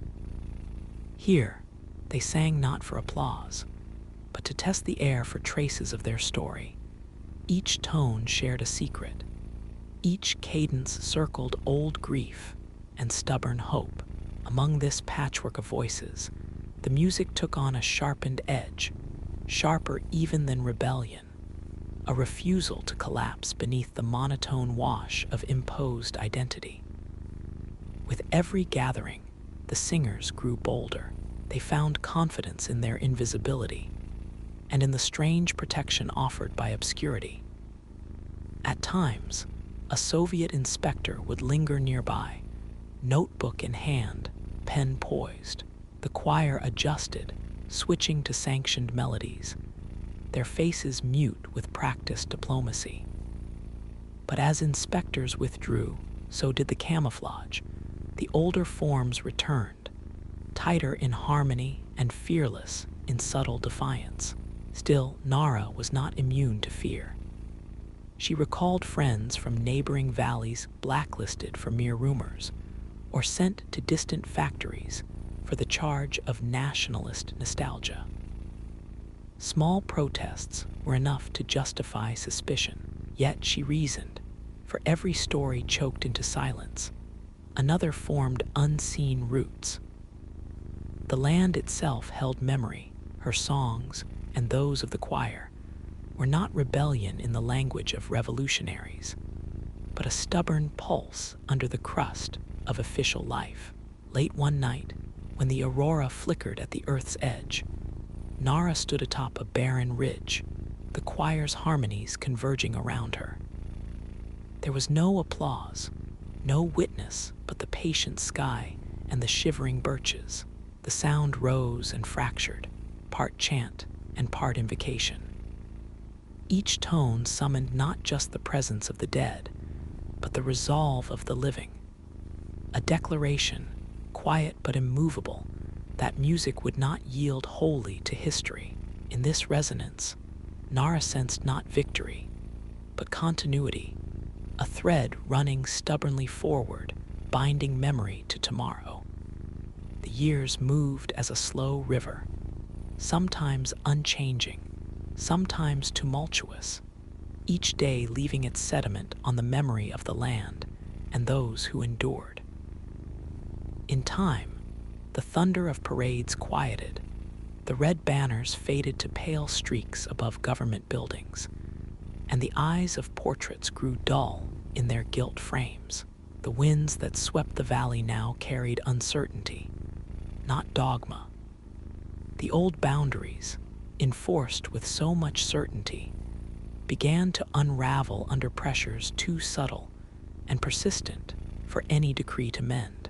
With the slow dissolution of the Soviet world, silence gained a new character, less absolute in its threat, but layered now with possibility. Nara felt the change first as a loosening in the air. At official gatherings, fewer eyes watched with suspicion, and even the teachers, once rigid in their enforcement of doctrine, hesitated before correcting a song that drifted toward the old rhythms. Radio broadcasts stuttered, interrupting the monotony of exported culture with accidental snatches of unfamiliar melody. In the market, old men risked humming Tuvan tunes beneath their breath, while women stitched patterned cloth that no inspector bothered to confiscate. The world, which had pressed so tightly against individuality, seemed to draw back, leaving behind a fragile but genuine space for reclamation. Amid these changes, Nara rose again as both singer and guide, her hair now peppered with early gray. She gathered small groups beside the riverbank, the place where her voice once found its shape amid wind and water. Some students came out of curiosity, others carrying the quiet longing of those denied their own inheritance. Under Nara's patient ear, rough efforts blossomed slowly into harmony. A new style, neither wholly ancient nor entirely modern. An improvisation born of what was never lost, but for a time, hidden. She taught as Akemen had taught her, through demonstration, correction, gentle patience that masked the urgency beneath. The youngest children laughed at the strangeness of the sounds their throats produced, yet grew serious when Nara spoke about the ancestors in song, the living covenant, the promise never to let the river's voice disappear. She was careful never to canonize the past or to lament its loss outright. Instead, she wove the old forms with the discoveries of the present, encouraging invention alongside recollection. This was no restoration to a vanished age, but the awkward, beautiful birth of new tradition in the uncertain light of post-Soviet dawn. Once a year, the entire community gathered at the edge of the steppe for a music festival of their own design, free from mandates and expectant of no outsider's approval. Old instruments, reclaimed from trunks and rafters, were dusted and strung. The air shimmered not with uniform anthems, but with a polyphony rooted in Tuvan soil. Children sang alongside elders, voices weaving in and out, merging, breaking apart, merging again. Nara's choir, once clandestine and tentative, now took central place. Standing before her people, she sang alone at first, a melody new to all, yet instantly familiar. The past and future plated together within the space of a single breath. One by one, others joined, and together they remade the air, transforming the valley into an instrument too vast to be silenced again. When the festival ended and dusk fanned its long shadows across the land, Nara slipped into the familiar solitude of the grasslands. She turned her gaze upward, where the sky arched, measureless and unsentimental, as it had done through famine and plenty, joy and suppression. For a moment, Nara imagined she could hear Akhemein's laughter on the wind, mingling with the new voices of the children, echoing into a horizon unbound by fear. What endured was not merely survival, but a continuity of soul, expressed in voice, in silence, in the courage to shape a song from both memory and hope. In this way, under changed banners and open sky, Nara became not only the last Tuvan throat singer of a Soviet era, but the quiet origin for all who sang after silence, the unnoticed beginning of a harmony that would ripple onward, outlasting even her own name.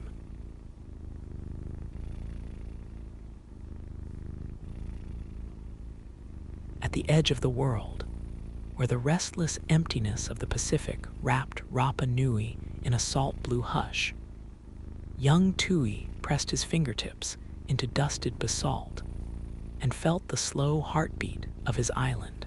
On mornings, when the dawn's first light-painted, wind-stunted grass in silver fire, he would leave the crook of his mother's hut, feet bare, mind open, moving toward the broad shoulders of the quarry at Rano Raraku.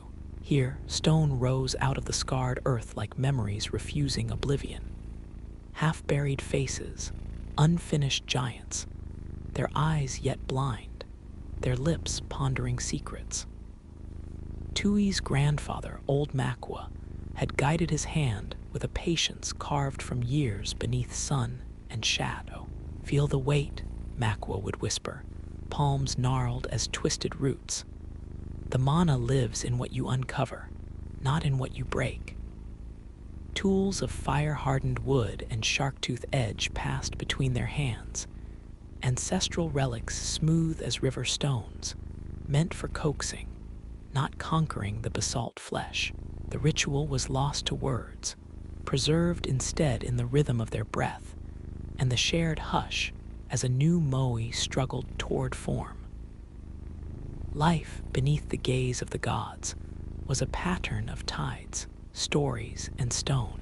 Clan banners danced in the ocean wind, and laughter echoed along volcanic slopes, mingling with the low, knowing calls of the sooty terns. Tui's small world revolved around water fetched from rain-catching pits, sweet taro unearthed from narrow gardens, and lessons sung beneath a tamarugo tree as dusk stretched purple and gold.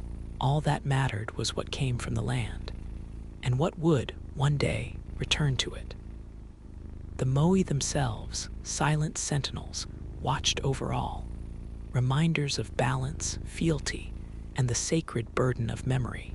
Sometimes, as he rested amid shattered flakes of volcanic glass, Tui wondered at the vague, shimmering chill that sometimes touched the air.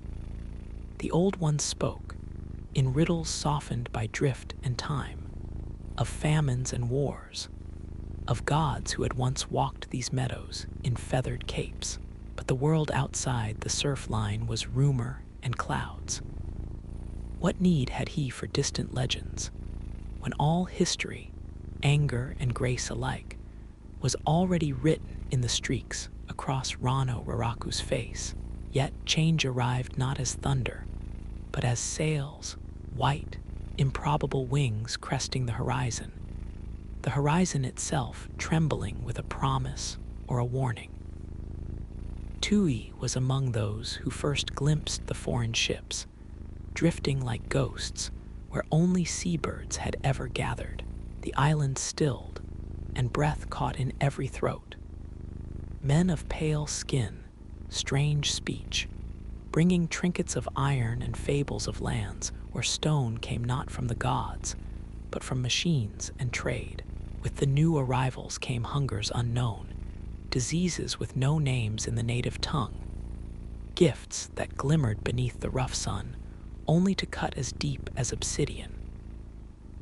Makwa's eyes, once steady as the southern stars, grew clouded, both with wonder and dread. Each time the foreign visitors returned, "The world moves beneath us," he murmured to Tui late one night, embers painting stories along his cheeks. "Stone is strong, grandson, but faith is hunger. Beware what you touch when you do not know its weight." So Tui listened, learning not only to carve, but also to see how history left scars on bodies, hearts, landscapes.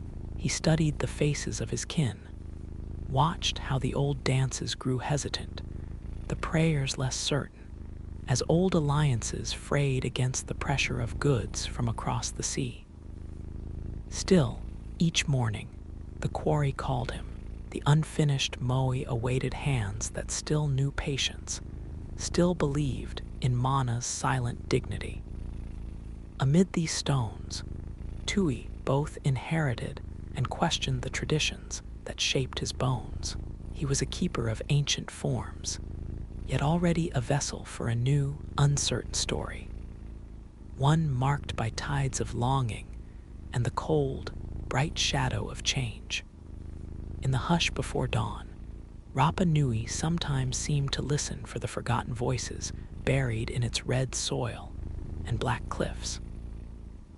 Tui walked beneath the still, cold stare of the carved moai, feeling their presence stretch beyond history into the bones and sinew of memory.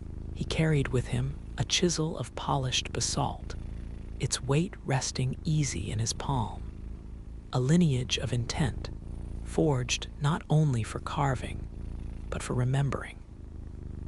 The old routines shifted quietly after the first appearance of the foreign mastheads. The people of the clans, once certain in their daily rhythms and the sanctity of their lineage, now gathered around fires, their talk spinning layers of doubt and hope. Fishermen eyed the changing tides, wondering if new nets or strange metals from the ships would spoil or save their catch. Mothers pressed their children close, whispering fragments of stories that hurried through the dusk as if afraid of vanishing. For Tui, the work of a carver became something different, unsettled. His hands shaped the stone's cheekbones and lips, but his mind was restless, haunted by impressions that refused to settle. Sometimes, he would pause and study his reflection in a pool fed by the island's scant rains, searching for traces of his ancestors or omens of what he must become. In those moments, Makwa's words haunted him. "What you leave behind is the shape of your soul." Tui now understood that each groove and hollow he coaxed from the basalt was a kind of prayer, a bridge stretching across generations, a plea for harmony with the unseen. But doubt lingered in the quiet between hammer strokes. What if the foreign gods were stronger? What if the meaning behind the moai dissolved, washed away by the relentless tide of change? The elders gathered with unsettling frequency, their cloaks drawn tighter, voices dulled by anxieties that seemed to gather like thunder beyond the surf. They spoke openly now of the old god's silence and of the strange fevers that spread after a ship's visit, its origin as unknowable as the distant lands of the white-skinned men. Small exchanges, a polished shell for a nail, a chicken for colored beads, became tangled with consequence, and whispers of betrayal flickered in the margins. Tui felt these shifts not as dramatic breaks, but as an ache in the air, a subtle strangeness in the faces of those around him. His mother grew thinner, her laughter turned brittle. Yet in the evenings, she insisted on teaching him the ancient chants, the ones she said the moai could hear. Beneath the rhythms of their singing, Tui sensed a deepening fear that the lineage from which he drew both his craft and his meaning was fracturing, thread by sacred thread. One evening, Tui visited an abandoned ahu, the ceremonial platforms where the oldest, most enigmatic moai stood, wind-scoured and weathered, looking always inland. He pressed his ear to the cool stone, listening for the ancestors whose names he spoke in ritual, whose hands had shaped the very tools he used. In the faint susurrus of the evening breeze, he heard something, a brief, delicate resonance, perhaps only the wind, or perhaps the echo of a warning carried forward through centuries. The carver's life demanded patience, an ability to listen longer than others cared to speak. This skill became his refuge. As others traded for knives or cloth, Tui bartered only for stories, gleaning from the elders each nuance of legend and technique. He learned how the moai must face away from the sea, toward the villages, to root the people, to bind the land, to honor the dead by watching over the living. He inscribed these lessons not only in stone, but in his guarded heart. Though questions began to take root, was there faith enough to survive what was coming? Was there still time to honor the ancestors, or would the last echoes fade into silence? Each dusk, as fires burned below the stone platforms, and the sky bled from gold to indigo, Tui watched the moai's profiles lengthen in the falling light. His hands grew stronger, but his spirit was drawn taut between reverence and uncertainty. The statues he carved became less about grandeur and more about witness, silent, implacable keepers who might remember when flesh and language had passed.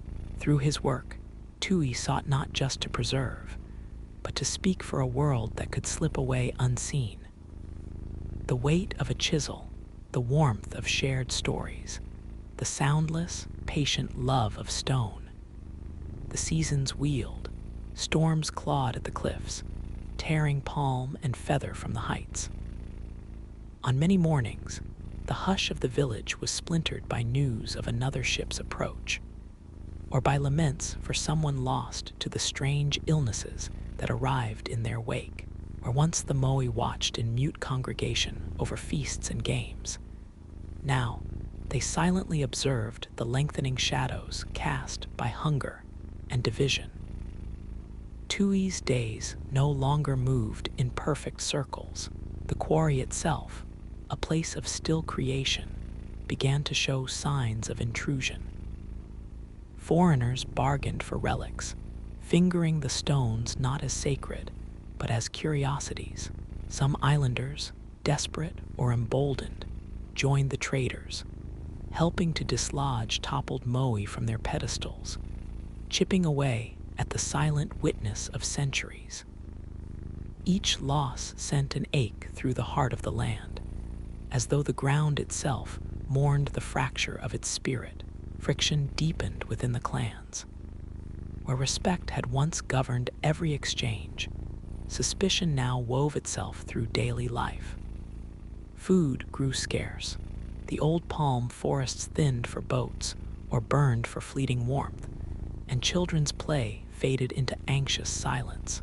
Ritual dances stumbled, no longer sure-footed, as elders argued quietly about the meaning of omens.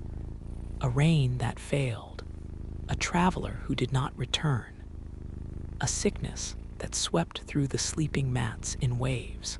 Tui felt this dissolution as a dull ache beneath his breastbone, his carving no longer merely a labor of skill, but a steadying act amid unraveling certainties.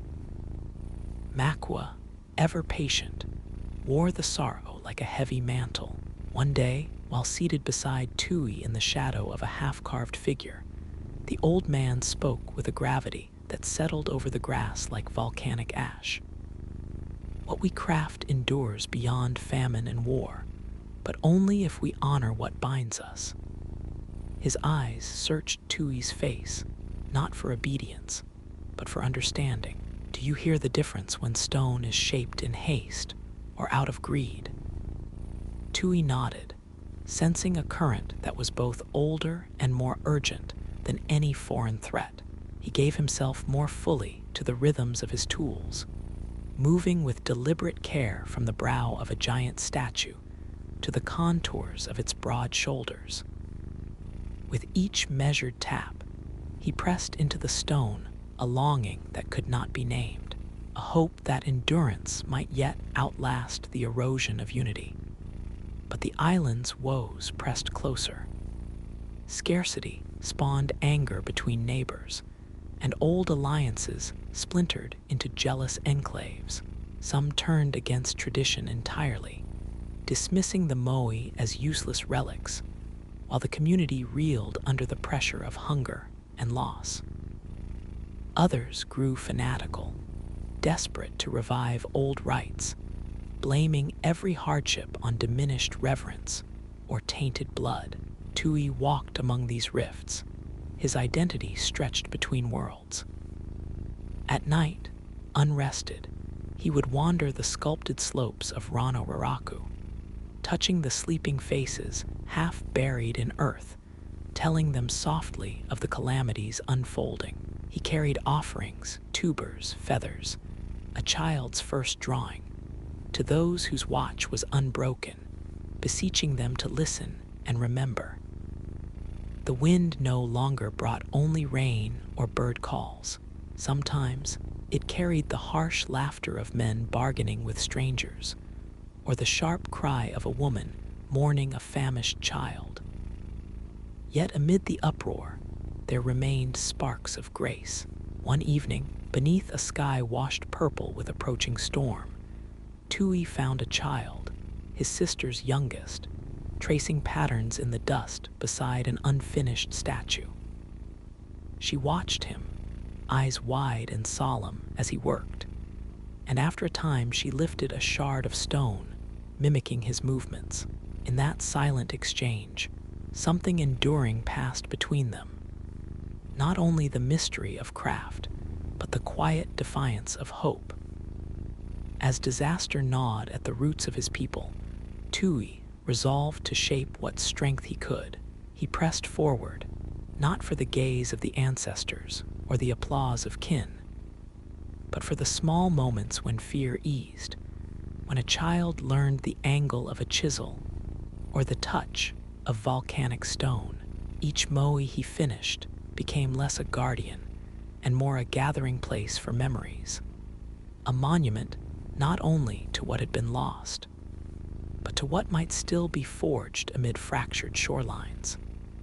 Time on Rapa Nui thickened into a kind of twilight, neither wholly night nor day, but something suspended between what had been and what could no longer be reclaimed. Into this strange dusk, Tui continued to carve, his hands grown sinewy and precise, his eyes attuned to every fault and promise hid within the basalt.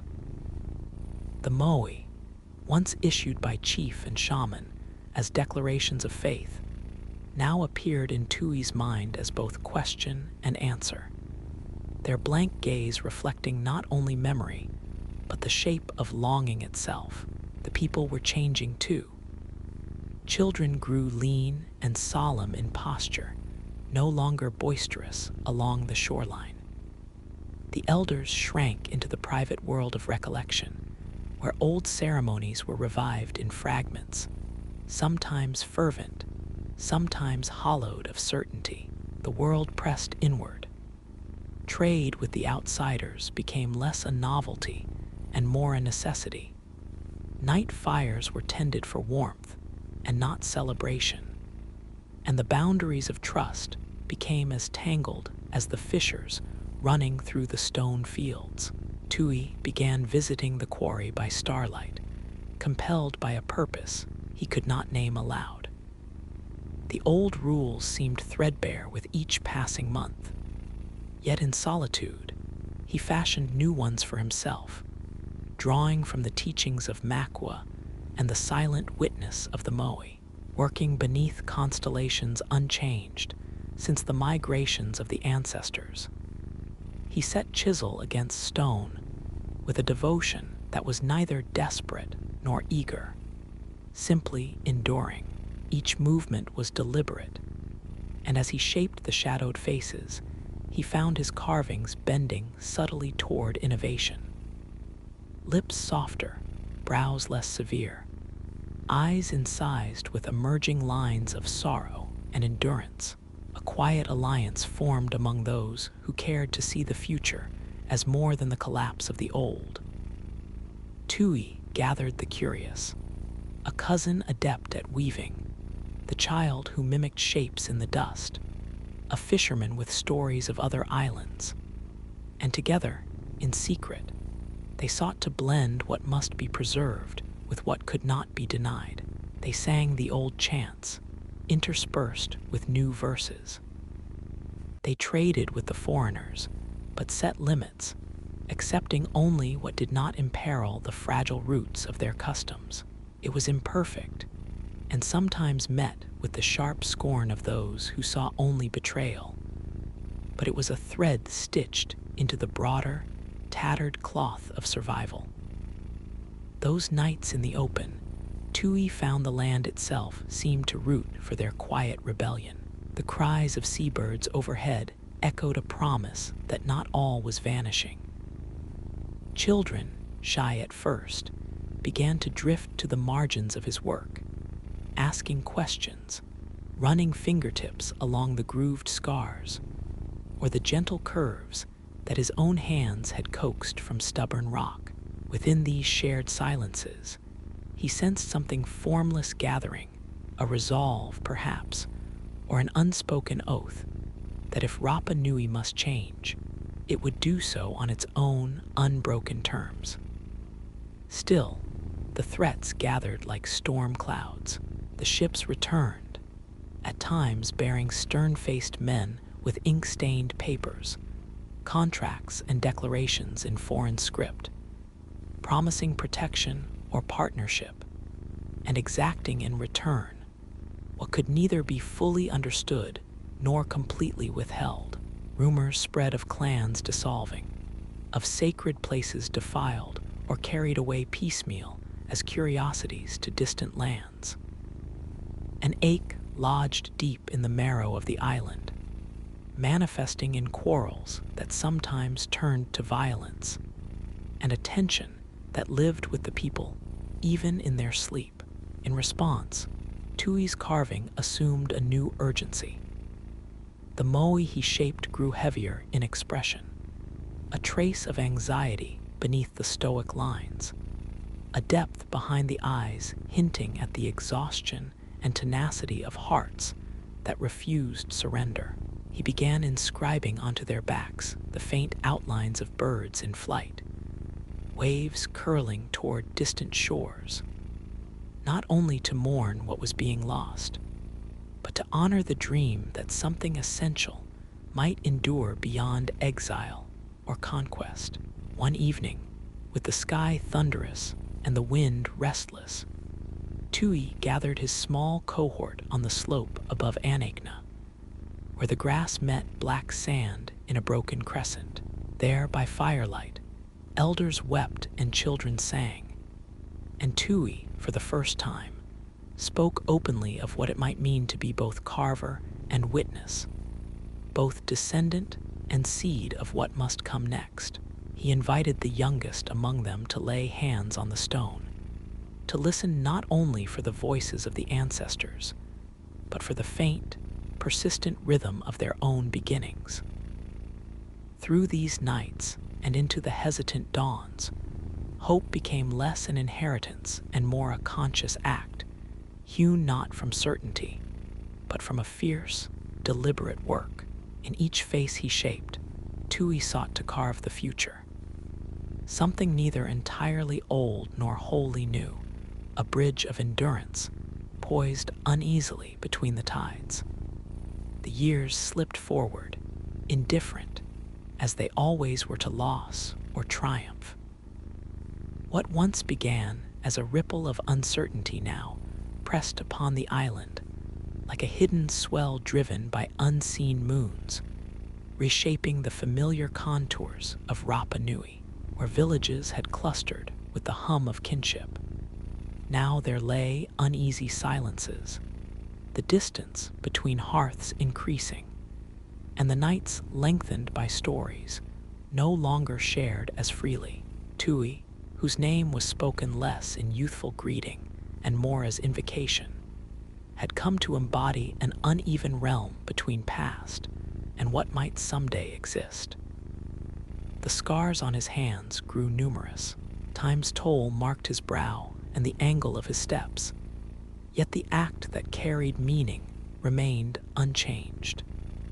The gesture of a carver shaping stone and thereby resisting oblivion. Each block brought before him recalled a life, his grandfather's grave warnings, his mother's quiet melodies, a friend's laughter now absented by hunger or departure. The basalt received these memories, silent but unyielding, and transformed them into presence. Across the battered landscape, foreign order asserted itself more boldly. Flags appeared, staked with a certainty that brooked no dialogue. Words in strange tongues simmered at the edge of town, accompanied by gestures that alternated between command and hollow amusement. The moai and those who still tended them were appraised with the cool detachment reserved for relics, valuable but uncomprehended. It was amid this world, part altar, part marketplace, that Tui's final commitment took root. In the waning light one season, Tui selected a block of basalt at the quarry's lip, unremarkable to a hurried eye, but speaking to him with a subtle density. He worked through rain and fatigue, with fewer companions than years before, sometimes alone, but for the echo of his own measured voice, winding through half-remembered prayer. He carved with neither haste nor defiance, only the solemn vigor of obligation. This moai boar features not modeled on any chief or ancestor, but a melding, a jawline reminiscent of his lost kin, a gaze shaded by endurance, and on the nape, an inscribed curve evocative of a departing wave, departing but destined to return in some unseen future. People came to stand near as the work neared completion, some old, lips pursed around uncertain blessings, some young, hands awkward at the rites, but eyes attentive, intent on learning what this labor might mean. There were moments of sharing, a gourd of water passed, a song rising at dusk, stories drifting like warm breath across the chilled stone. One night, a foreigner lingered, watching in mute perplexity as Tui pressed the final chiseling lines, perhaps seeking meaning, but grasping only surface and form. And when at last the moai stood upright, Tui marked the ground with his palm, fingers splayed, then spoke over the stone in a voice no longer unsteady. He did not list the world's wounds or the island's dwindling. Instead, he named aloud the cycle of leaving and return, the hush of evening winds, the invitation that creation always extends to memory. What was uttered was not command, but bequest, to those who might yet remember, to those who might one day seek again the heart of Rapa Nui beneath the weight of other histories. Tui felt himself lessened, not defeated, as though he had traded part of his self to the mysteries of the rock. Yet in that weariness, there was a rare peace, seated by the knowledge that some silence endures not from abandonment, but from the fullness of what cannot be spoken. He watched as children placed stones at the statue's base, a gesture neither learned nor commanded, but spontaneous, arising from the rhythm of hope stitched through generations. The foreigners soon came for tokens, offered coins and bright cloths, but this moai was too deeply rooted. The people, fewer now, yet steadied by a shared, if unspoken, fidelity, formed a ring around it, a mute communion that spoke of things more vital than claim or profit. It was not resistance, nor was it surrender. It was acknowledgement, stone as testament, enduring the slow, patient pressure of remembering.